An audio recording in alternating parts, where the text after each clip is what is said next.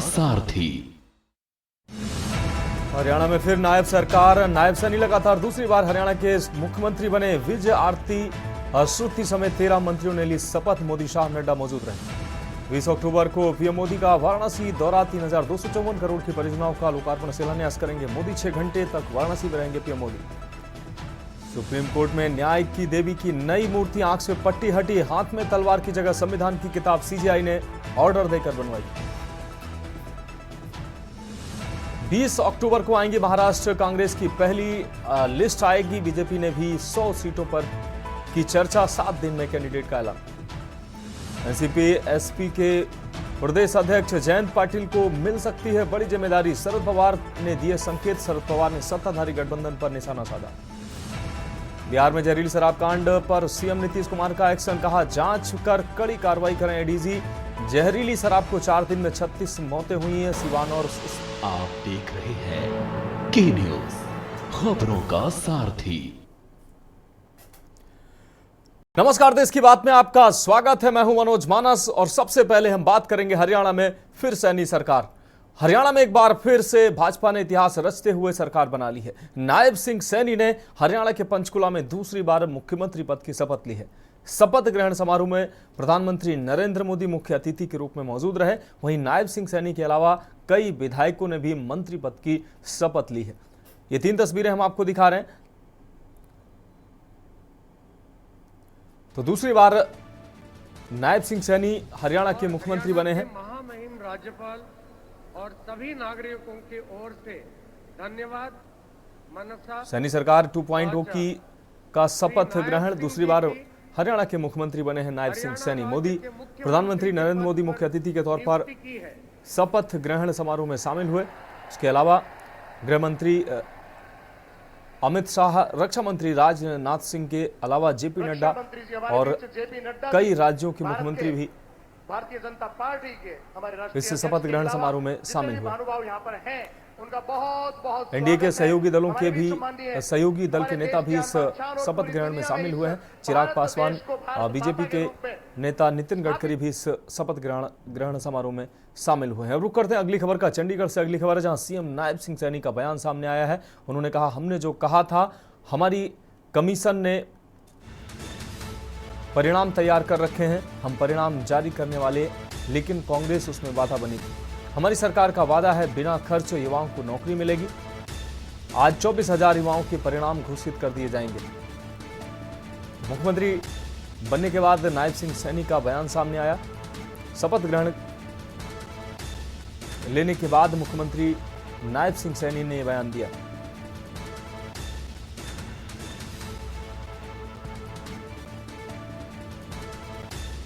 हमारी सरकार का वादा है बिना खर्च युवाओं को नौकरी मिले।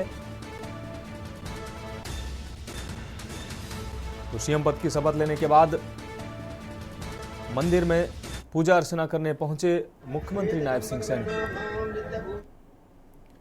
अब रुक करेंगे अगली अहम खबर का। चंडीगढ़ से अगली अहम खबर, जहां सीएम नीतीश कुमार ने नायब सरकार को बधाई दी है। हरियाणा में तीसरी बार जीत हासिल करने पर बधाई दी है। नीतीश कुमार ने प्रधानमंत्री नरेंद्र मोदी को पत्र लिखकर देश के सभी वर्गों और सभी क्षेत्रों का विकास हो रहा है, उन्होंने ये बात लिखी। उन्होंने कहा कि आपके नेतृत्व में देश और समृद्ध और शक्तिशाली बनेगा।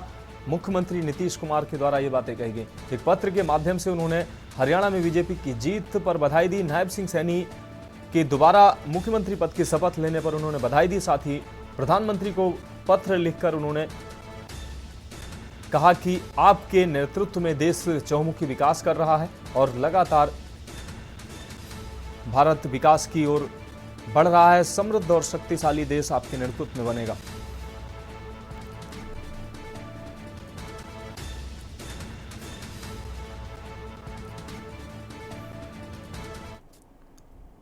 तो देश की बात में अब अगली खबर की बात करेंगे। दिल्ली से अहम खबर सामने आ रही, जहां कानून अब अंधा नहीं है। न्याय की देवी की आंखों से पट्टी हटी है, आंखों से हटी पट्टी, हाथ में तलवार की जगह अब संविधान की किताब दी गई है। मूर्ति में तराजू अभी भी न्याय का प्रतीक बना हुआ है। आपको बता दें, मुख्य न्यायाधीश डीवाई चंद्रचूड़ ने बदलावों का उद्देश्य बताया। उन्होंने कहा कि कानून अंधा नहीं है। पुरानी मूर्ति में दिखाया गया था कि कानून अंधा है, लेकिन कानून अंधा नहीं है, इसलिए इसमें बदलाव किया गया है। सजा का प्रतीक तराजू आज के समय के हिसाब से, आपको बता दें, तराजू का प्रतीक जो है वो आगे भी विद्यमान रहेगा। उन्होंने कहा सजा का प्रतीक आज के समय के हिसाब से सही नहीं था, इसलिए आंखों की पट्टी हटाई गई। तो कानून अब अंधा नहीं, न्याय की देवी की आंखों से पट्टी हटी है। मुख्य न्यायाधीश डीवाई चंद्रचूड़ के पहल से ये नई तस्वीर सामने आई है। मूर्ति में तराजू अभी भी न्याय का प्रतीक बना हुआ है। तो ये प्रतिमा, न्याय की प्रतिमा को आपको बता दें मुख्य न्यायाधीश की अगुवाई में बनवाया गया है। अब रुक करेंगे अगली अहम खबर का। दिल्ली से अगली अहम खबर, जहां पुलिस ने अंतरराष्ट्रीय ड्रग्स सिंडिकेट का भंडाफोड़ किया। पुलिस ने सिंडिकेट से जुड़े 3 लोगों को गिरफ्तार किया है। 32 किलोग्राम साइकोट्रोपिक पदार्थ, 542 ग्राम गांजा बरामद किया है। ड्रग्स रिसीवर, सेलर और सप्लायर को पुलिस ने पकड़ा है। तो ड्रग्स रिसीवर, सेलर और सप्लायर को पुलिस ने पकड़ा है। दिल्ली से खबर आपको दिखा रहे हैं। पुलिस ने अंतरराष्ट्रीय ड्रग्स सिंडिकेट का भंडाफोड़ किया है। पुलिस ने सिंडिकेट से जुड़े 3 लोगों को भी गिरफ्तार किया है। 32 किलोग्राम साइकोट्रोपिक पदार्थ व 542 ग्राम गांजा भी बरामद किया गया है। ड्रग्स रिसीवर, सेलर और सप्लायर को पुलिस ने पकड़ा है।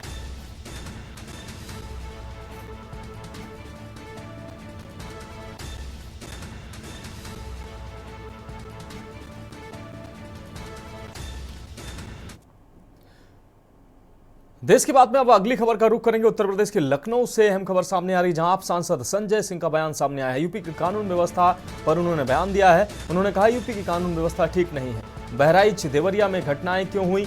बीजेपी हारती है तो नफरत फैलाती है। कानून को दुरुस्त करें, दोषियों पर कार्रवाई करें। आप कार्यकर्ता घटना की मांग को लेकर ज्ञापन सौंपेंगे। हर 3 महीने में यूपी में बड़ा आंदोलन करेगी आप। युवाओं के पास नौकरी नहीं, वो आत्महत्या कर रहा है। तो आप सांसद संजय सिंह के द्वारा ये बातें कही गई। उन्होंने कहा कि हर 3 महीने में यूपी में आम आदमी पार्टी बड़ा आंदोलन करेगी। युवाओं के पास नौकरी नहीं है, युवा आत्महत्या कर रहे हैं। तो आप सांसद संजय सिंह का बयान सामने आया है। बहराइच और देवरिया की घटनाओं का उन्होंने जिक्र किया। कहा कि यूपी की कानून व्यवस्था ठीक नहीं है।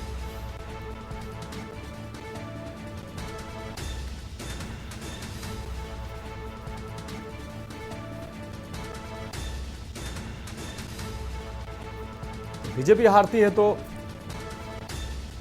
कानून को दुरुस्त करने की बात आम आदमी पार्टी ने कही है। आम आदमी पार्टी के सांसद संजय सिंह के द्वारा ये बातें कही गई। बढ़ेंगे अगली खबर की ओर। लखनऊ से अगली खबर है, जहां आप सांसद संजय सिंह का भाजपा पर हमला हुआ है। भाजपा पर हमलावर नजर आए हैं संजय सिंह। उन्होंने कहा कि हारने पर झगड़ा कराती है भारतीय जनता पार्टी। बहराइच और देवरिया पर उन्होंने सवाल उठाए। यूपी की कानून व्यवस्था अच्छी तो क्यों हुई सांप्रदायिक हिंसा? भाजपा बताए कि कितने अस्पताल और स्कूल बनवाए हैं, प्रदेश में कितने युवाओं को नौकरी मिली है। संजय सिंह के द्वारा ये बात कही गई। उन्होंने कहा कि रोजगार न मिलने से आत्महत्या कर रहे हैं युवा।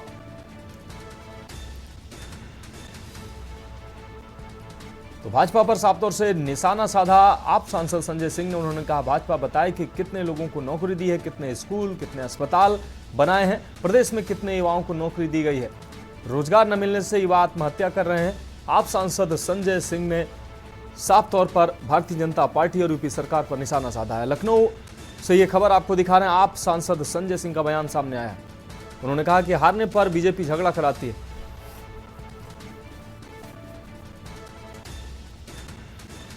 बहराइच और देवरिया कांड को लेकर भी सवाल किए उन्होंने। रुक करेंगे अगली खबर का। लखनऊ से अगली खबर है, जहां विधानसभा उपचुनाव पर कांग्रेस प्रवक्ता का बयान सामने आया है। कांग्रेस प्रत्याशियों की सूची पर अंशु अवस्थी का बयान सामने आया है। कांग्रेस के प्रत्याशियों की घोषणा अगले 2 से 3 दिनों में होगी। तो अंशु अवस्थी ने बात कही, हम उपचुनाव के लिए पूरी तरीके से तैयार हैं। प्रवक्ता अंशु अवस्थी ने कहा कि इंडिया गठबंधन के दोनों दलों के कार्यकर्ता काम करेंगे। गठबंधन प्रत्याशियों को 10 सीटों पर जिताने का काम करेंगे। विधानसभा उपचुनाव पर कांग्रेस प्रवक्ता का बयान सामने आया है। कांग्रेस प्रत्याशियों की सूची पर अंशु अवस्थी का यह बयान सामने आया है।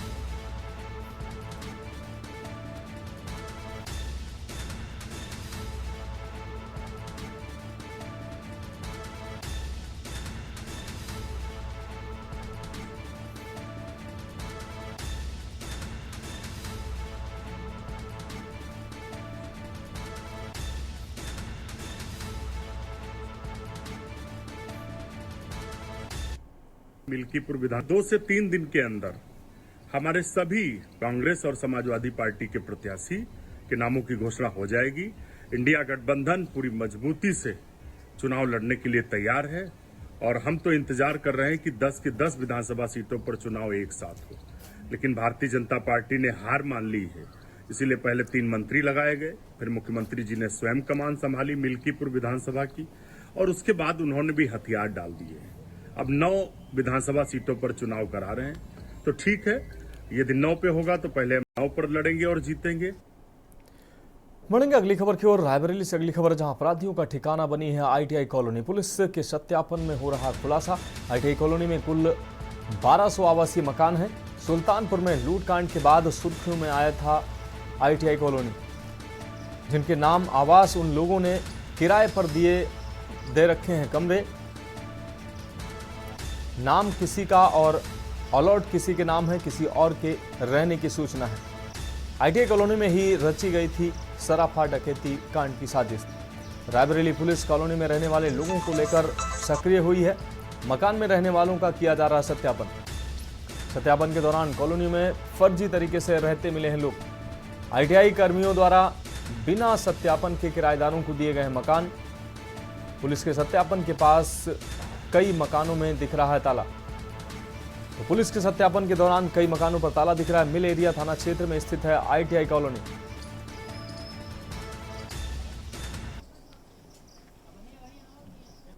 देखिए, अभी विगत पिछले कुछ दिनों में आईटीआई में कुछ चोरियां भी हुई थी और हम लोगों ने कुछ सर्विलांस के माध्यम से भी कुछ लोगों को पकड़ा था जिनके ऊपर आपराधिक मुकदमे दर्ज थे। जिसके पश्चात हम लोगों ने आईटीआई में एक वृहद जो है एक जांच करा रहे हैं हम लोग कि जिसमें कि जो भी वहाँ पे आवासीय लोग हैं उन कौन रह रहा है वहाँ पे, किन के नाम पे वो घर अलॉट हैं, इसकी जाँच की जा रही है। ताकि जो भी अगर कोई भी ऐसा व्यक्ति जो वहाँ रह रहा है जो कि आपराधिक प्रवृत्ति का है, तो उसकी हम लोग प्रॉपर जो है छानबीन कर सकें कि कौन रह रहा है और किस पर्पस से वहाँ रह रहा है, ताकि आगे कोई भी इस तरह की घटना ना हो, ये सुनिश्चित किया जा सके। अब रुक करेंगे अगली खबर का। रामपुर से अगली खबर, जहां कंस्ट्रक्शन मटेरियल प्लांट में आग की घटना सामने आई है। संदिग्ध परिस्थितियों में आग से झुलसा एक मजदूर को पुलिस ने फायर सेंटर बरेली भेजा है। आग बुझाने के लिए फायर ब्रिगेड पुलिस घटना स्थल पर मौजूद है। घटना के बाद आग लगने के कारणों की जांच में पुलिस जुटी हुई है। थाना शहजाद नगर के धमोरा क्षेत्र के रोड के पास का ये पूरा मामला है। घायल मजदूर को पुलिस ने हायर सेंटर बरेली भेजा है। आग बुझाने के लिए पुलिस और फायर ब्रिगेड की टीमें मौके पर मौजूद हैं। घटना के बाद आग लगने के कारणों की जांच में पुलिस जुट चुकी है।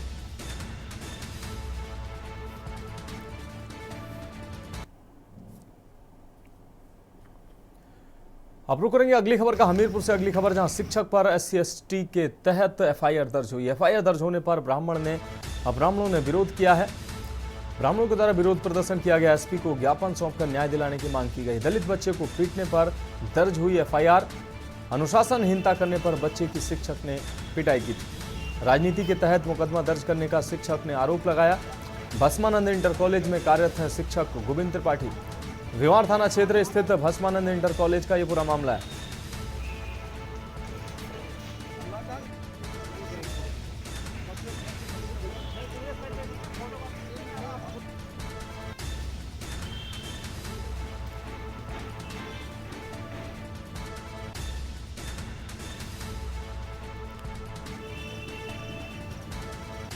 तो हमीरपुर से अहम खबर, शिक्षक पर SC/ST के तहत एफआईआर दर्ज हुई है।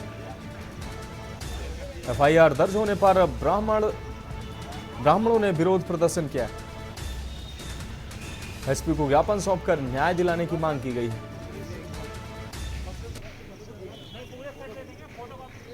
कुछ दिन पूर्व भास्वानंद इंटर कॉलेज में एक शिक्षक द्वारा एक बच्चे को कुछ बच्चों में छींटाकशी करने पे डांटा गया था और वो SC/ST का बच्चा था। उसने उन शिक्षक के खिलाफ एक झूठा मुकदमा दर्ज कर दिया, जिसकी न्यायोचित कार्रवाई की मांग के लिए आज भास्वानंद इंटर कॉलेज के आदरणीय प्रधानाचार्य महोदय या वहाँ का स्टाफ वो अखिल भारतीय ब्राह्मण महासभा साथ में मिलकर आई है और आदरणीय कप्तान साहिबा से न्यायोचित कार्रवाई की मांग की है और इस झूठे मुकदमे को रद्द करने की मांग की है। रुक करेंगे अगली अहम खबर की। बहराइच से अगली अहम खबर, जहां महाराजगंज में हिंसा फैलाने का मामला मुख्य आरोपी सरफराज का सहयोगी दानिश गिरफ्तार हुआ है। नेपाल भागने की फिराक में था आरोपी दानिश उर्फ साहिर।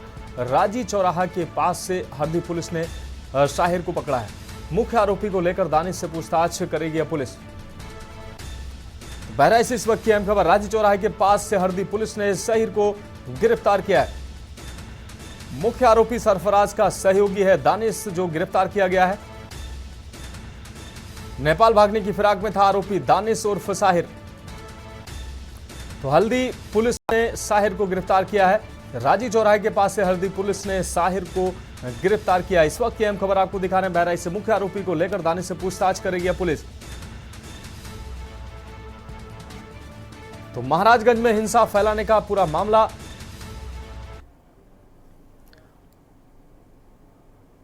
और इस बीच इस वक्त की बड़ी खबर सामने आ रही। इस वक्त की बड़ी खबर से आपको रूबरू करा रहे हैं। बहराइच हिंसा से के आरोपी का एनकाउंटर हुआ है। बहराइच से हिंसा के आरोपी का एनकाउंटर हुआ। इस वक्त की बड़ी और अहम खबर, बहराइच हिंसा के आरोपी का एनकाउंटर हुआ है। इस वक्त की बड़ी और अहम खबर बहराइच से आपको इस वक्त की बड़ी खबर आपको दिखा रहे हैं। बहराइच हिंसा के आरोपी का एनकाउंटर हुआ है। इस वक्त की बड़ी और अहम खबर, बहराइच हिंसा का आरोपी का एनकाउंटर किया गया है। तो नेपाल भागने की फिराक में था यह आरोपी। इस दौरान पुलिस ने एनकाउंटर किया है। बहराइच हिंसा का आरोपी एनकाउंटर, पुलिस ने एनकाउंटर इसका किया है। इस दौरान आपको बता दें कि नेपाल भागने की फिराक में था आरोपी। तो बहराइच में दुर्गा प्रतिमा विसर्जन के दौरान जो हिंसा हुई उसका आरोपी का एनकाउंटर हुआ। हिंसा के 2 आरोपियों का एनकाउंटर हुआ है। इस वक्त की बड़ी और अहम अपडेट, नेपाल भागने की फिराक में था सरफराज। तालिब को भी एनकाउंटर में गोली लगी है। इस वक्त की बड़ी और अहम खबर, बहराइच हिंसा से जुड़ी इस वक्त की बड़ी खबर, बहराइच हिंसा के आरोपी का एनकाउंटर किया गया है। बहराइच हिंसा के आरोपी का एनकाउंटर किया गया। हिंसा के 2 आरोपियों का एनकाउंटर हुआ है। आपको बता दें सरफराज नेपाल भागने की फिराक में था। सरफराज के साथ तालिब का भी एनकाउंटर हुआ है। दोनों आरोपियों के पैर में गोली लगी है। और शुभम मिश्रा हमारे संवाददाता, आपको बता दें हमारे सहयोगी बहराइच से ज्यादा जानकारी के लिए हमारे साथ जुड़ गए हैं। शुभम, बहराइच हिंसा के आरोपी 2 जो आरोपी थे उनका एनकाउंटर किया पुलिस ने। सरफराज और तालिब जो नेपाल भागने की फिराक में थे, क्या है पूरा मामला, कैसे एनकाउंटर किया पुलिस ने?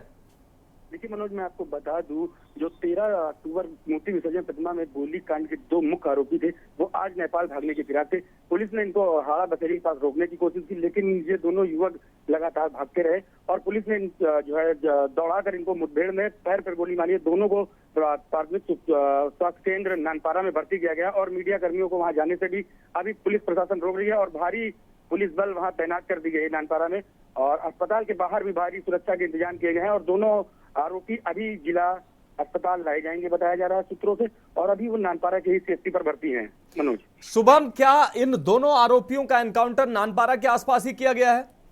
जी मनोज, मैं आपको बता दूं, नानपारा से रुपईडीहा रोड जो नेपाल जाती है उसी रोड पर ये दोनों आरोपी जा रहे थे। पुलिस ने उनको रोकने की कोशिश की, लेकिन ये लगातार भागते चले गए और आगे जाकर पुलिस मुठभेड़ में इन दोनों को पैरों पर गोली लगी और इनको जो है प्राथमिक स्वास्थ्य केंद्र नानपारा में भर्ती किया गया है। मनोज, हाँ शुभम, अगर बात की जाए इन दोनों के एनकाउंटर की, इसके अलावा क्या कोई अन्य आरोपी भी अभी पुलिस के गिरफ्त में आए हैं? देखिए मनोज, मैं आपको बता दूं, कल देर शाम ने पुलिस ने इनके एक सहयोगी को भी गिरफ्तार किया था और उससे पूछताछ चल रही थी। हो सकता है उसी ने ये जानकारी दी हो, और ये दोनों मुख्य जो आरोपी थे ये आज नेपाल भागने की फिराक में थे और पुलिस ने इनको जो है मुठभेड़ में पैर पर गोली मारी और ये दोनों अभी भी जो है नानपारा CHC पर भर्ती हैं। और अगर बात की जाए सुरक्षा की तो SP बिंदा शुक्ला ने भारी पुलिस बल तैनात कर दिया गया है पूरे जनपद में। मनोज, हाँ, निश्चित रूप से शुभम आप नजर बनाए रखिए, आगे भी हम आपसे अहम अपडेट लेंगे। तो आपको बता दें कि बहराइच से इस वक्त की बड़ी और अहम खबर सामने आ रही है। नेपाल भागने के फिराक में थे बहराइच हिंसा के आरोपी। इस दौरान पुलिस ने एनकाउंटर किया है। तालिब और सरफराज का एनकाउंटर पुलिस ने किया है और पुलिस ने घायलों को अस्पताल में भर्ती कराया। दोनों आरोपी घायलों को पुलिस ने अस्पताल में भर्ती कराया गया है। बहराइच से इस वक्त की बड़ी खबर आपको दिखा रहे हैं। तो इस वक्त की बड़ी और अहम खबर आपको दिखा रहे हैं। नेपाल बॉर्डर पर होंडा बसेहरी नहर के पास यह एनकाउंटर की घटना सामने आई है। दूसरे आरोपी तालिब को भी एनकाउंटर में गोली लगी है। सरफराज जो मुख्य आरोपी बताया जा रहा है, इसका भी एनकाउंटर किया गया। नेपाल भागने की फिराक में था सरफराज। इस दौरान पुलिस ने एनकाउंटर किया है।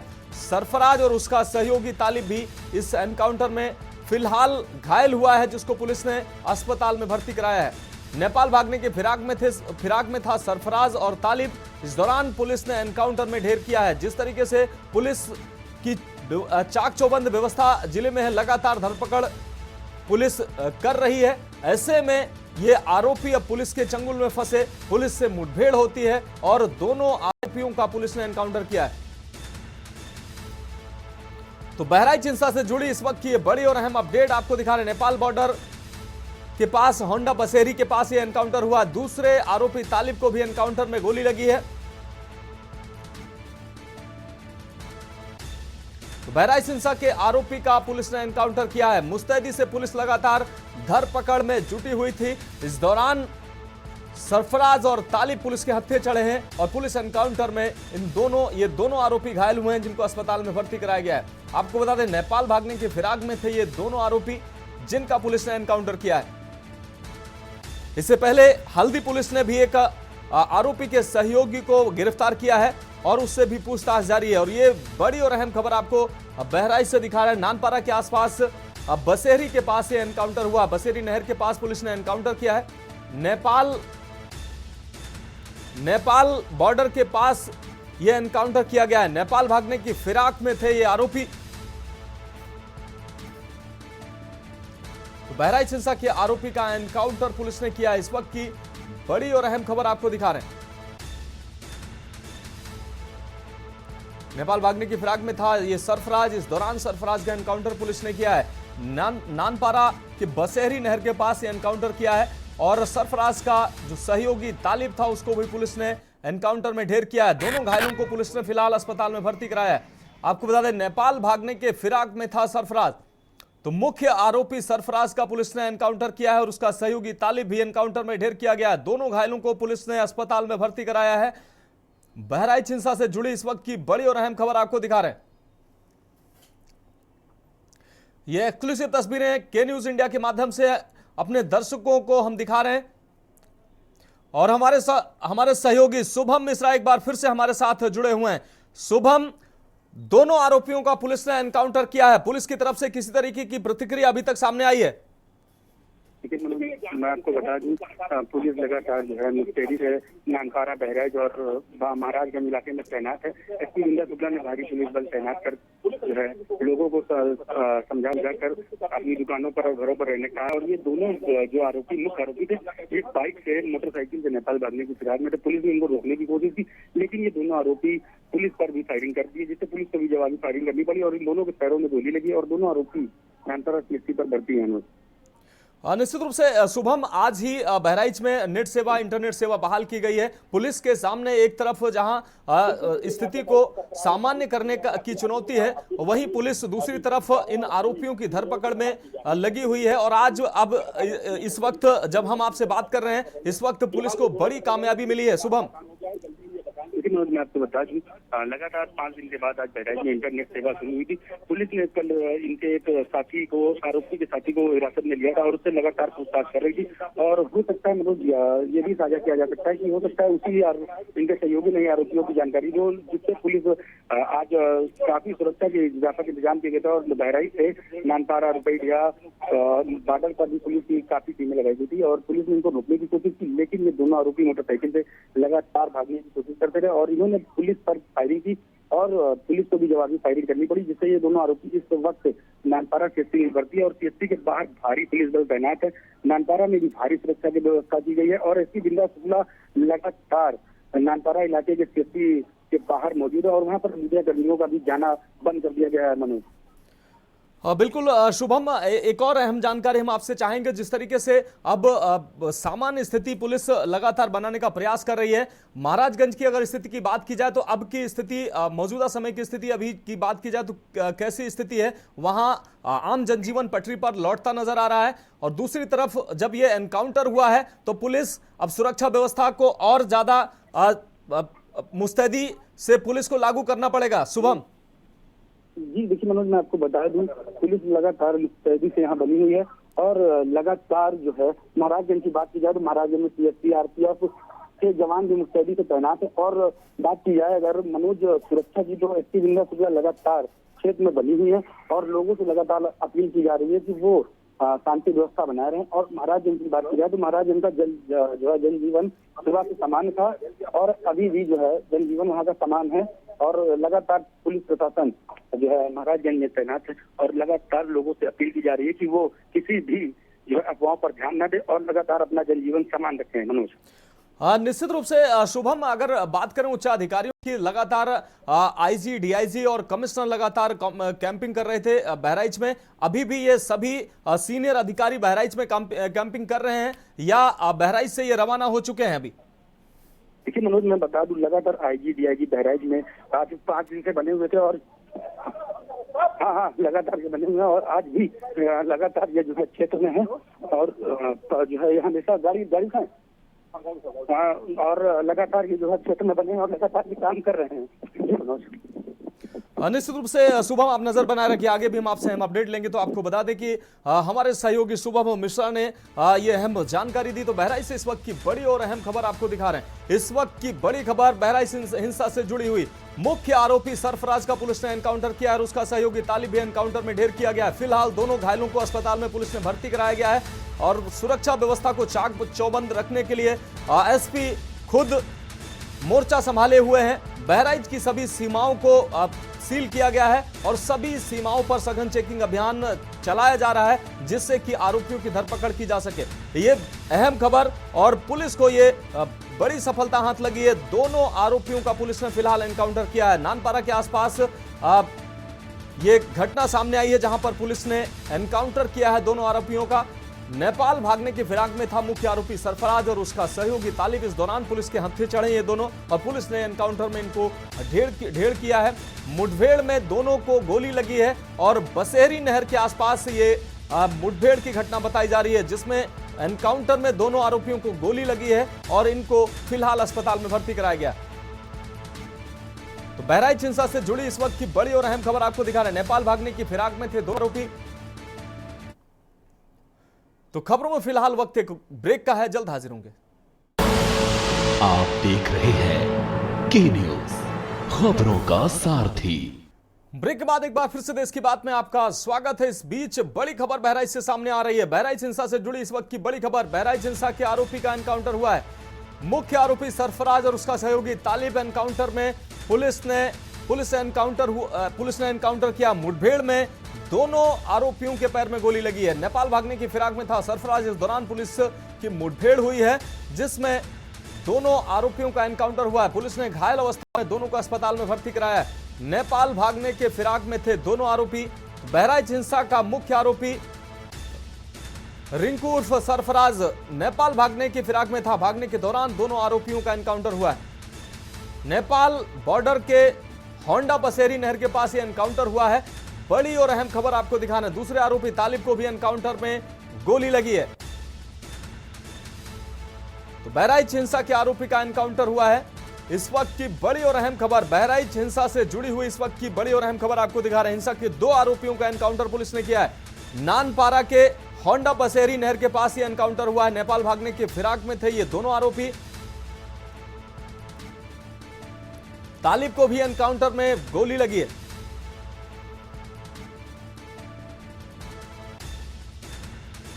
तो बहराइच हिंसा का मुख्य आरोपी रिंकू उर्फ सरफराज, सूत्रों से जानकारी मिल रही है कि पुलिस ने सरफराज को ढेर किया है। मुख्य आरोपी सरफराज को पुलिस ने ढेर किया है। हालांकि सूत्रों के हवाले से खबर सामने आ रही है, पुष्टि नहीं हुई इस खबर की, लेकिन सूत्रों के हवाले से जो खबर सामने आ रही है उसके आधार पर मैं बात कर रहा हूं कि सरफराज को पुलिस ने एनकाउंटर में ढेर किया है। इस वक्त की बड़ी और अहम खबर, बहराइच हिंसा से जुड़ी हुई इस वक्त की अहम खबर, हिंसा के 2 आरोपियों का पुलिस ने एनकाउंटर किया, जिसमें सूत्रों के हवाले से जानकारी आ रही है कि सरफराज को पुलिस ने ढेर किया है। नेपाल भागने की फिराक में था मुख्य आरोपी रिंकू उर्फ सरफराज और उसका सहयोगी तालिब। दोनों आरोपियों का एनकाउंटर किया है पुलिस ने, जिसमें सरफराज की हालत नाजुक बनी हुई थी। इस दौरान सूत्रों के हवाले से जानकारी सामने आ रही है कि एनकाउंटर में सरफराज ढेर हुआ है।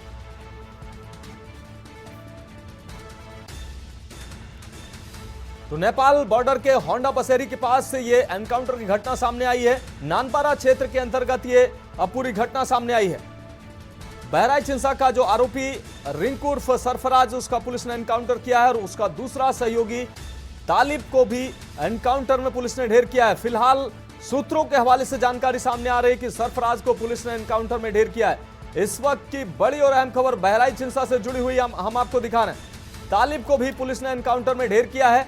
फिलहाल तालिब को अस्पताल में भर्ती कराया गया, सरफराज को भी नाजुक हालत में अस्पताल में भर्ती कराया गया था, जहां सूत्रों के हवाले से जानकारी सामने आ रही कि पुलिस ने सरफराज को एनकाउंटर में ढेर किया है। नेपाल भागने के फिराक में था मुख्य आरोपी रिंकू उर्फ सरफराज। तो दोनों आरोपियों का मुठभेड़ में पुलिस ने एनकाउंटर किया है। नानपारा क्षेत्र में यह एनकाउंटर की घटना सामने आई है। तो हिंसा के बाद लगातार पुलिस की धरपकड़ जारी थी। एक तरफ पुलिस हिंसाग्रस्त क्षेत्र में सामान्य स्थिति बनाने की पहल कर रही थी, वहीं दूसरी तरफ जो आरोपी थे उनकी धरपकड़ करने का भी प्रयास पुलिस कर रही थी। जिले की सभी सीमाएं सील थी, लगातार सघन चेकिंग अभियान चलाया जा रहा था और इस बीच पुलिस को बड़ी कामयाबी हाथ लगी है। मुख्य आरोपी सरफराज और तालिब को मुठभेड़ में पुलिस ने एनकाउंटर किया है। नेपाल भागने की फिराक में थे ये दोनों। तो बहराइच हिंसा का मुख्य आरोपी रिंकू उर्फ सरफराज को पुलिस ने, सूत्रों के हवाले से खबर सामने आ रही है कि उसको एनकाउंटर में पुलिस ने ढेर किया है।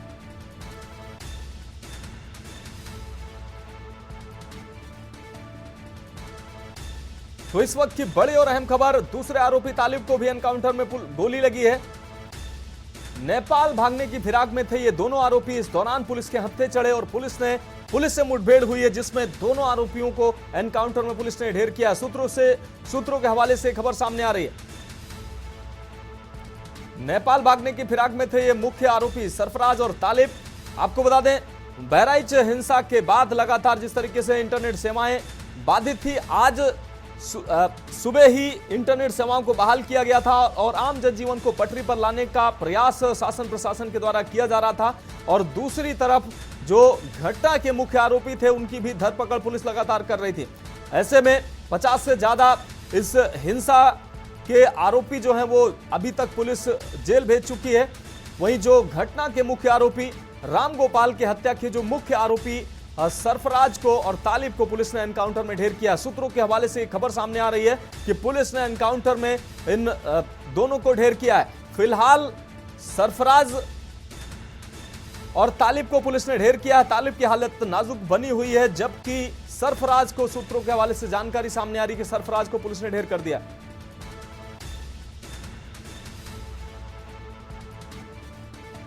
तो प्रतिमा विसर्जन के दौरान जिस तरीके से बहराइच में हिंसा हुई और हिंसा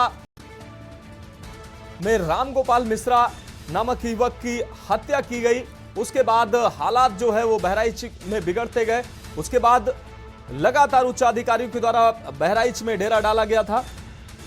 आरएफ पीएससी, 3 कंपनी पीएससी भी वहां तैनात है। महाराजगंज का जो क्षेत्र है वो पूरा छावनी में तब्दील कर दिया गया था। आज जो है प्रशासन ने इंटरनेट सेवाओं को बहाल किया और आज जो है स्थिति को सामान्य लाने का प्रयास पुलिस कर रही थी। सुबह से ही दुकानों को पुलिस खुलवा रही थी और आम जनजीवन को पटरी पर लाने की पुलिस कोशिश कर रही थी। और इस बीच पुलिस को एक बड़ी कामयाबी हाथ लगी है। घटना का जो मुख्य आरोपी था सरफराज उर्फ रिंकू, उसको पुलिस ने मुठभेड़ में ढेर किया है। उसका सहयोगी तालिब भी पुलिस मुठभेड़ में ढेर हुआ है। सूत्रों के हवाले से जानकारी सामने आ रही है कि सरफराज एनकाउंटर में ढेर किया गया है।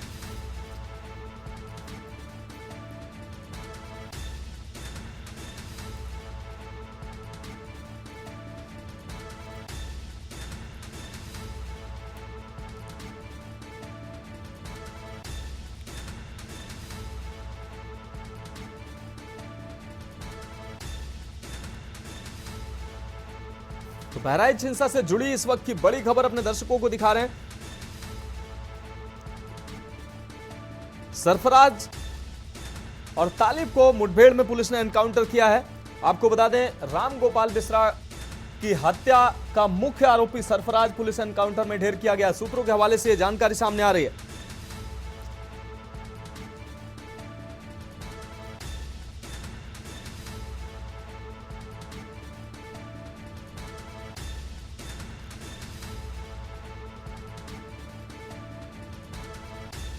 बहराइच हिंसा से जुड़ी इस वक्त की बड़ी और अहम खबर। बहराइच हिंसा के आरोपी का पुलिस ने एनकाउंटर किया है।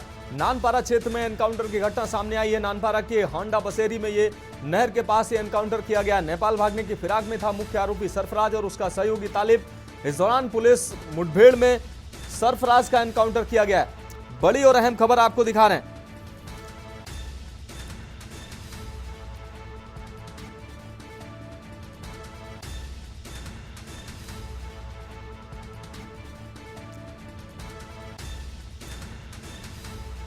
तो सूत्रों के मुताबिक ये जानकारी सामने आ रही है। यूपी के बहराइच के हिंसा के जो आरोपी सरफराज उर्फ रिंकू और तालिब को पुलिस ने एनकाउंटर में ढेर किया है। हांडा बसेरी नहर के पास ये एनकाउंटर की घटना सामने आई है।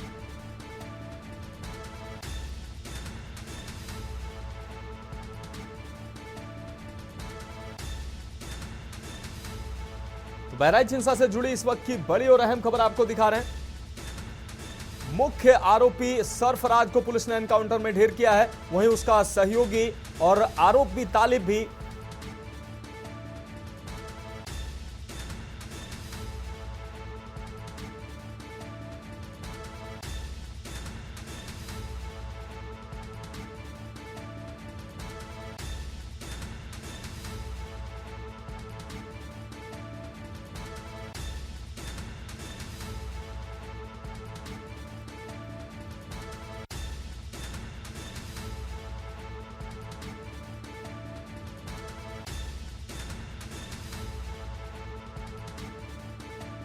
एनकाउंटर किया। नेपाल भागने की फिराक में था सरफराज। इस दौरान पुलिस ने एनकाउंटर किया है।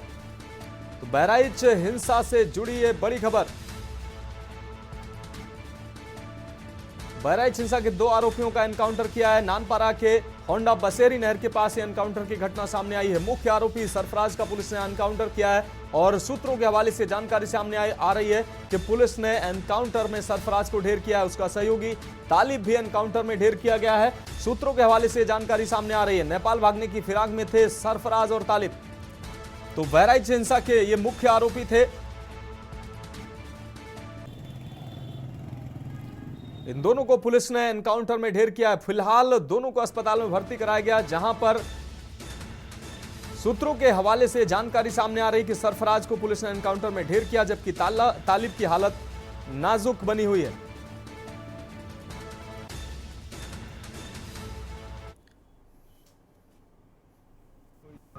मेरा नाम रुखसार उर्फ सालिया है। मैं बहराइच के वानागंज की रहने वाली हूँ। मेरा रविवार को जो वहाँ दंगा हुआ है, उसमें जिस आदमी की मृत्यु हुई है, उसका इल्जाम मेरे पिता और मेरे भाइयों पे आया है। मेरे पिता का नाम अब्दुल हमीद और मेरे भाई का नाम सरफराज अहमद और मोहम्मद फहीम है। उस दंगे के बाद 14 तारीख को एसटीएफ की टीम मेरे घर पहुंची और वहां केवानागंज पहुंची, मेरे ससुराल, और वहां मेरे घर की तलाशी ली। जब वहां कोई नहीं मिला तो वो लोग मेरे पति ओसामा और मेरे देवर शाहिद को लेके चले गए। उसके बाद से उन लोगों का कोई अता पता नहीं चल रहा है। कल 16 तारीख को जो है मुझे गांव से कुछ पता चला कि जो है कल 16 तारीख को गांव से मुझे खबर मिली कि धर्म कांटे के पास से मेरे पापा और मेरे भाइयों को अरेस्ट कर लिया गया है। उनके साथ 1 लोग और हैं। 4 लोगों को अरेस्ट किया गया है, लेकिन उनका भी कुछ पता नहीं है। न उनका कहीं कुछ दिखाया जा रहा है, किसी थाने में भी वो नहीं है, न कोई कप्तान कुछ बता रहे हैं, न मीडिया में कुछ पता चल रहा है। हमको डर है कि उनका फर्जी इनकाउंटर दिखा के उनकी हत्या कर दी जाएगी और मेरे पति ओसामा और शाहिद को भी इसी मेरे पति उसामा और शाहिद की भी हत्या कर दी जाएगी। माननीय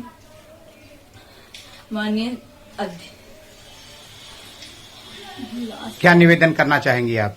हम माननीय अध्यक्ष से निवेदन करना चाह रहे हैं, प्रधानमंत्री जी से, मुख्यमंत्री जी से निवेदन करना चाह रहे हैं कि हमको डर है कि उनकी हत्या कर दी जाएगी, इस वजह से उनकी सुरक्षा। और इस बीच बहराइच कांड को लेकर लखनऊ में बड़ी बैठक आयोजित की जा रही है। बहराइच कांड पर लखनऊ में बड़ी बैठक की जा रही है। सीएम योगी को बहराइच मामले की जानकारी दी गई है। इस वक्त की बड़ी और अहम खबर आपको दिखा रहे हैं। लखनऊ में बड़ी बैठक की जा रही है। एडीजी मुख्यालय में चल रही है बड़ी बैठक।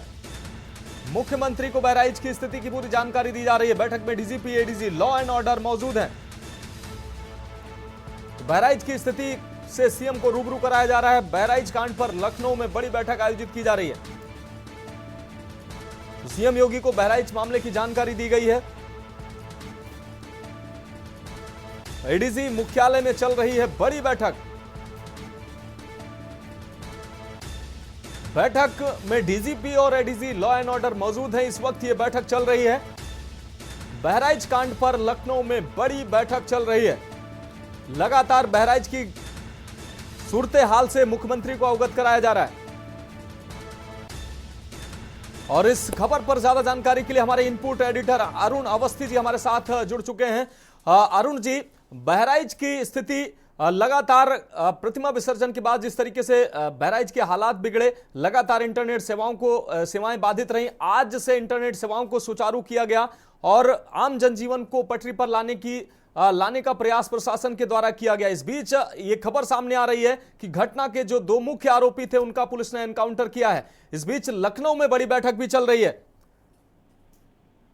मनोज, बिल्कुल जिस तरीके से ये मामला है और इसके बाद आज जो मुख्य आरोपी हैं इस पूरे घटना के, वो भागने के फिराक में थे, नेपाल भागने के फिराक में थे। और उसके बाद जिस तरीके से प्रशासन ने एक तरीके से चक्रव्यूह फैला रखा था, उसमें ये लोग फंसे और इनको पकड़ा गया, नेपाल बॉर्डर से पकड़ा गया। और एक इनकाउंटर होता है जब पुलिस के ऊपर ये लोग फायर करते हैं, उसके बाद एक इनकाउंटर होता है। इनकाउंटर में ये दोनों के दोनों घायल होते हैं और इनको लेकर जिला अस्पताल पहुंचा गया है। हालांकि इस पूरे मामले को लेकर के एडीजी और डीजीपी द्वारा एक बड़ी बैठक लखनऊ में की जा रही है और पूरे मामले से मुख्यमंत्री को अवगत कराने का काम किया जा रहा है।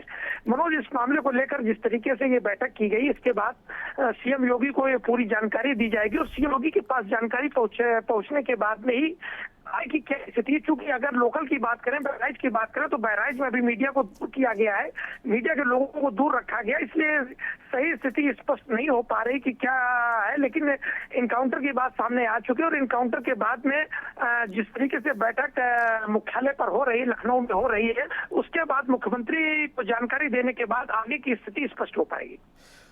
निश्चित रूप से अरुण अवस्थी जी, जिस तरीके से बहराइच की स्थिति लगातार चिंताजनक बनी हुई थी, मुख्यमंत्री लगातार बहराइच की सूरत हाल पर नजर बनाए हुए थे और सभी सीनियर अधिकारियों को नजर बनाए रखने के लिए और बहराइच की स्थिति सामान्य रखने के लिए मुख्यमंत्री ने निर्देश दिए थे। अब एनकाउंटर की जहां घटना सामने आई है, सूत्रों के हवाले से हालांकि ये घटना सामने आ रही है, ऐसे में अब बहराइच की जो स्थिति पर वो मुख्यमंत्री को फिर से एक बार सोचना होगा, क्योंकि बहराइच में फिर से हालात न बिगड़े, इसके लिए कानून व्यवस्था के लिए अधिकारियों को निर्देशित करना पड़ेगा।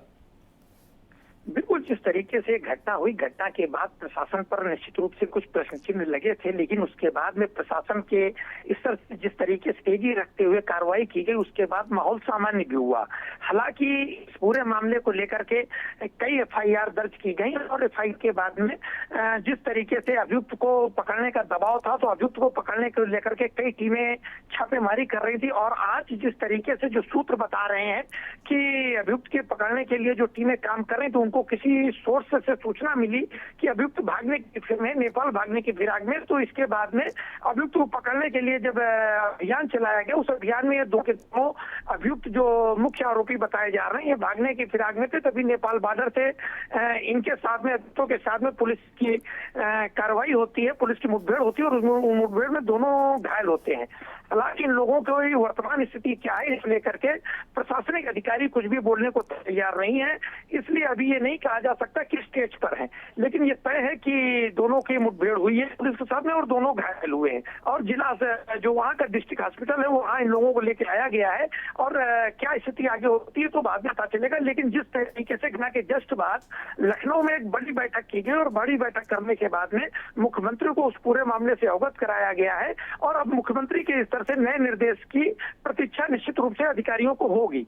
अब देखना ये होगा कि नई स्थिति क्या होती है और लोकल में किस तरीके से इस पूरे घटनाक्रम जो लोकल में मुठभेड़ का घटनाक्रम हुआ है इसको लेकर के प्रशासन और क्या नया बयान क्या देता है। हाँ, निश्चित रूप से अरुण अवस्थी जी आपका बहुत शुक्रिया इस तमाम जानकारी के लिए। फिलहाल स्थिति जो है वो चिंताजनक जरूर बनी हुई है। हालांकि प्रशासन तमाम कोशिशें कर रहा है बहराइच की स्थिति को सामान्य बनाने की। इस बीच पुलिस को बड़ी सफलता भी हाथ लगी है और इस एनकाउंटर की घटना के बीच लखनऊ में बड़ी बैठक भी सामने आ रही है। बड़ी बैठक चल रही है जिसमें डीजीपी और law and order ADG law and order बैठक में मौजूद हैं और मुख्यमंत्री को बहराइच की स्थिति से रूबरू कराया जा रहा है। पल पल की अपडेट मुख्यमंत्री तक पहुंचाई जा रही है और इस बीच सूत्रों के हवाले से घटना सामने आ रही है।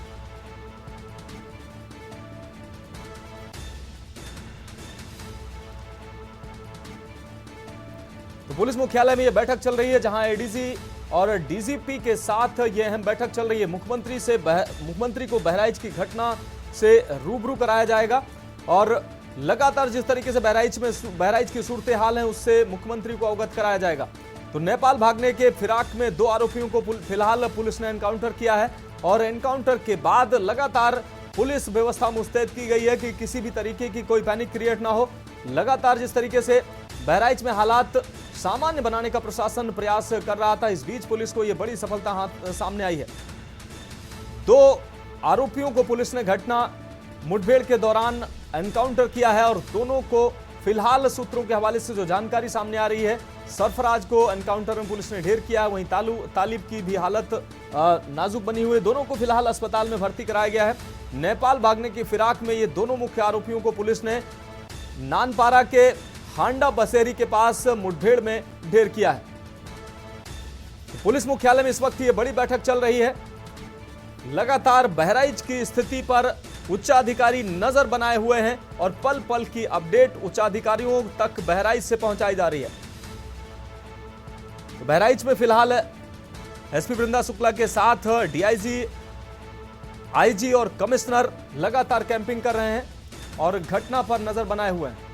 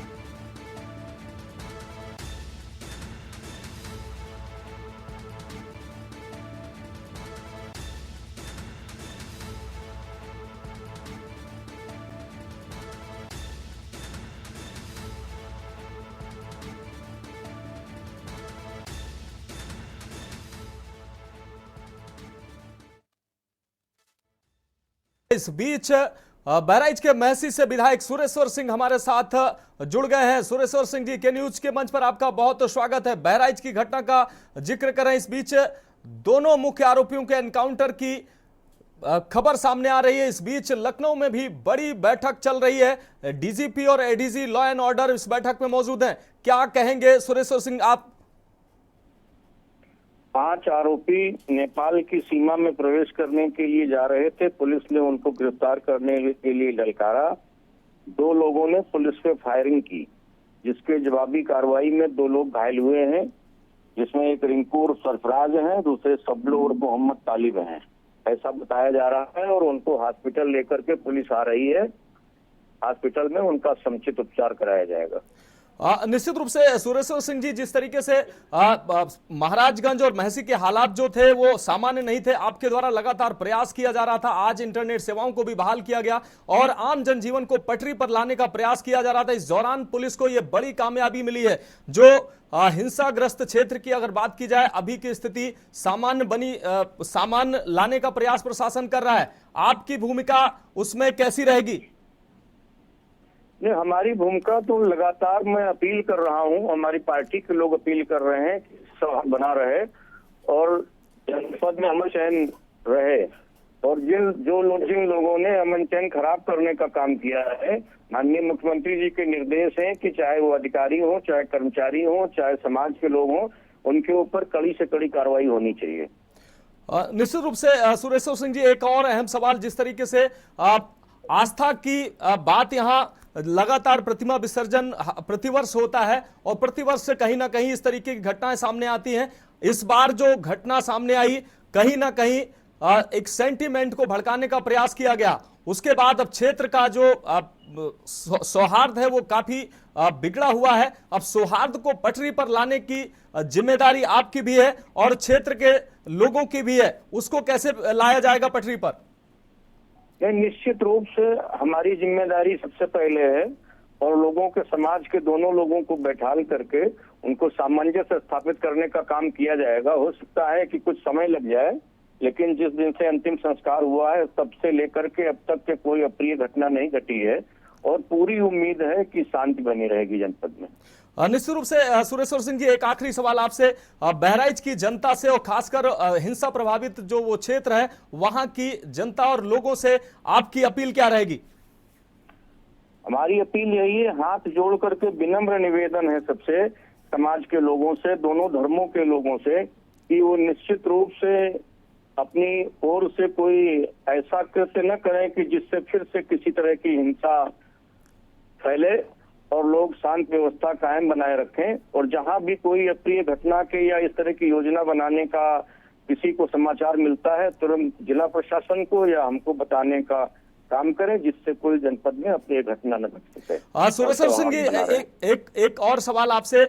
जिस तरीके से बहराइच में लगातार तनाव की स्थिति बनी हुई थी, लगातार तमाम अफवाहों का दौर भी चल रहा था, अभी की जो स्थितियां हैं वो आपको अपने क्षेत्र की कैसी नजर आ रही हैं? जो पीड़ित थे, राम गोपाल के परिवार की बात की जाए या हिंदू पक्ष की बात की जाए, उन लोगों को क्या अब मुख्यमंत्री से मिलने के बाद उनको संतावना मिली है? क्या उनका जो सेंटिमेंट उन लोगों का भड़का हुआ था, अब वो लोग शांत हैं?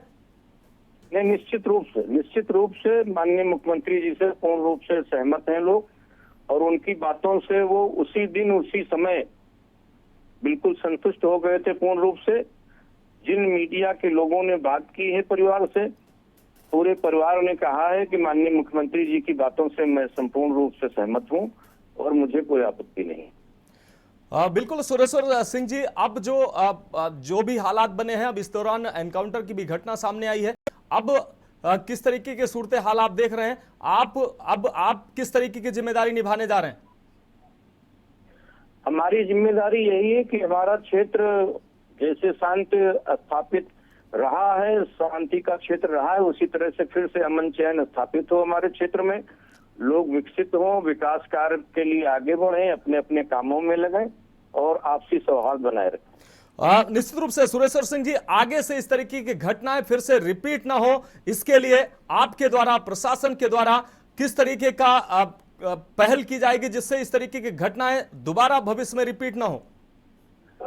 दोनों संप्रदाय के धर्माचार्यों को और समाज के वरिष्ठ नागरिकों को बैठाल करके दोनों लोगों में बात कराने का और सौहार्द कायम करने का प्रयास निश्चित रूप से मेरे द्वारा और जिला प्रशासन द्वारा किया जाएगा। निश्चित रूप से सुरेश्वर सिंह जी, आप हमारे साथ जुड़े, आपने समय दिया, आपका बहुत शुक्रिया। तो फिलहाल महसी के विधायक सुरेश्वर सिंह जी हमारे साथ जुड़े हुए थे। उन्होंने कहा कि अब सौहार्द बनाने का प्रयास किया जाएगा, इस तरीके की घटना भविष्य में न हो इसके भी प्रयास किए जाएंगे और लगातार जो हिंसाग्रस्त क्षेत्र है वहां की जो स्थितियां हैं उसको सामान्य करने का प्रयास, उन्होंने कहा कि मेरी पहली जिम्मेदारी है और उस जिम्मेदारी का मैं निर्वहन करूंगा और खुद मैं लोगों के पास जाकर शांति की अपील करूंगा। दोनों धर्मों के लोगों से उन्होंने हाथ जोड़ के निवेदन भी किया है कि आप लोग शांति बनाए रखिए और कानून पर भरोसा रखिए। और ये तस्वीरें सामने आई हैं एनकाउंटर के बाद की, ये दोनों तस्वीरें, ये दोनों आरोपी जिनका एनकाउंटर हुआ है उनकी ये तस्वीरें सामने आई, एक्सक्लूसिव तस्वीरें के न्यूज इंडिया पर आप देख सकते हैं। बहराइच हिंसा के आरोपी सरफराज और तालिब का पुलिस ने एनकाउंटर किया और दोनों की तस्वीरें सामने आई हैं। दोनों के पैर में गोली लगी है। फिलहाल दोनों को अस्पताल में भर्ती कराया गया है। ये एनकाउंटर के बाद ये पहली तस्वीर सामने आई है के न्यूज इंडिया पर, एक्सक्लूसिव तस्वीरें। एनकाउंटर के बाद, पुलिस के एनकाउंटर के बाद ये पहली तस्वीरें सामने आई हैं। सरफराज उर्फ रिंकू और तालिब की ये तस्वीरें जो पुलिस मुठभेड़ में एनकाउंटर किया गया है, पहली तस्वीर के न्यूज इंडिया के माध्यम से हमारे दर्शक देख सकते हैं। बहराइच हिंसा के जो मुख्य आरोपी सरफराज उर्फ रिंकू और तालिब की ये पहली तस्वीर, एनकाउंटर के बाद ये पहली तस्वीर अपने दर्शकों को हम दिखा रहे हैं। दोनों का एनकाउंटर किया गया है और एनकाउंटर के बाद ये पहली तस्वीर के न्यूज इंडिया के दर्शक अपने टेलीविजन स्क्रीन पर देख सकते हैं। हिंसा के जो दो आरोपी जिनका एनकाउंटर किया गया है, नेपाल भागने की फिराक में थे ये दोनों, और इन दोनों का एनकाउंटर पुलिस ने किया है। नानपारा के परसेरी के पास, नानपारा के होंडा नहर के पास ये घटना सामने आई है जहां पर पुलिस ने मुठभेड़ में इन दोनों आरोपियों को ढेर किया है। फिलहाल तो आपको बता दें ये एक्सक्लूसिव तस्वीरें। इस बीच महसी विधायक सुरेश्वर सिंह हमारे साथ जुड़े, उन्होंने कहा कि किसी भी आरोपी को, जो भी घटना का आरोपी है उसको बख्शा नहीं जाएगा, शांति और सौहार्द बनाने के पूरे प्रयास किए जाएंगे। उन्होंने दोनों धर्मों से हाथ जोड़कर उन्होंने विनती की कि लोग कानून को अपने हाथ में ना ले, कानून पर भरोसा बनाए रखें और सौहार्द की उन्होंने बात की। उन्होंने कहा कि हम स्वयं जाएंगे और लोगों से हाथ जोड़कर विनती करेंगे कि लोग सौहार्द बनाए रखें। तो के न्यूज इंडिया पर आरोपियों की एक्सक्लूसिव तस्वीरें सामने आई। इस वक्त की ये बड़ी खबर आपको दिखा रहे हैं, ये एक्सक्लूसिव तस्वीरें के न्यूज इंडिया के माध्यम से। एनकाउंटर के बाद पहली तस्वीरें के न्यूज सबसे पहले आपको दिखा रहा है। एनकाउंटर के बाद आरोपियों की तस्वीर के न्यूज सबसे पहले आपको दिखा रहा है। आप देख सकते हैं पुलिस एनकाउंटर में दो आरोपी जिनको पुलिस ने ढेर किया है, मुठभेड़ में ये आरोपी ढेर हुए हैं। नेपाल भागने की फिराक में थे ये आरोपी, इस दौरान पुलिस की मुठभेड़ होती है और इन दोनों आरोपियों को पुलिस ने मुठभेड़ में ढेर किया है। और ये के न्यूज पर पहली तस्वीर इन आरोपियों की आप देख सकते हैं। तो एनकाउंटर की घटना के बाद ये पहली तस्वीर के न्यूज पर आप देख सकते हैं। सबसे पहले के न्यूज इंडिया आपको दिखा रहा है ये तस्वीरें। दोनों मुख्य आरोपी सरफराज और तालिब के पैर में गोली लगी हुई है, जिनको अस्पताल में भर्ती कराया गया है। तो के न्यूज पर आरोपियों की एक्सक्लूसिव तस्वीरें आप देख सकते हैं। इस बीच एक ब्रेक का वक्त है, जल्द हाजिर होंगे।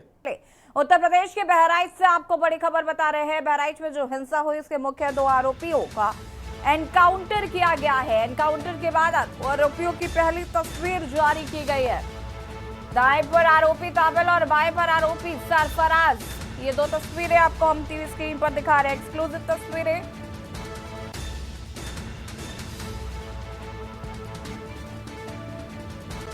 दोनों आरोपियों को जिला अस्पताल रेफर किया गया है। एडीजी की तरफ से भी जानकारी साझा की गई है। बहराइच में अब तक 5 आरोपियों को गिरफ्तार किया गया है। नेपाल भागना चाहते थे हिंसा के आरोपी, 2 लोगों का एनकाउंटर, जिला अस्पताल रेफर किया गया है। और तस्वीरें भी आपको हम जिला अस्पताल के बाहर के दिखा रहे हैं। एक्सक्लूसिव तस्वीरें के न्यूज पर। बहराइच में जो हिंसा हुई उसके मुख्य आरोपियों का एनकाउंटर। पुलिस ने मौके से हथियार भी बरामद किए हैं।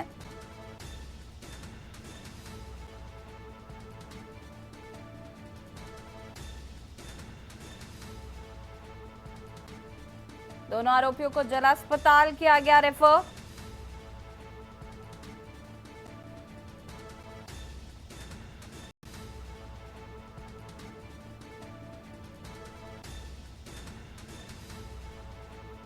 सरफराज के दाएं और ताबिल के बाएं पैर में लगी है गोली।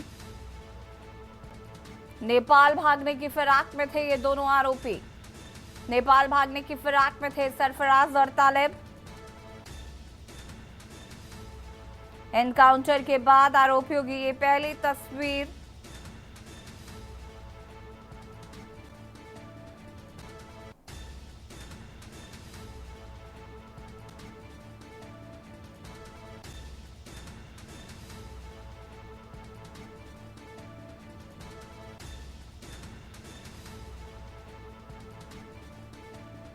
डॉक्टरों का कहना है कि दोनों आरोपियों की हालत जो है वो खतरे से बाहर है।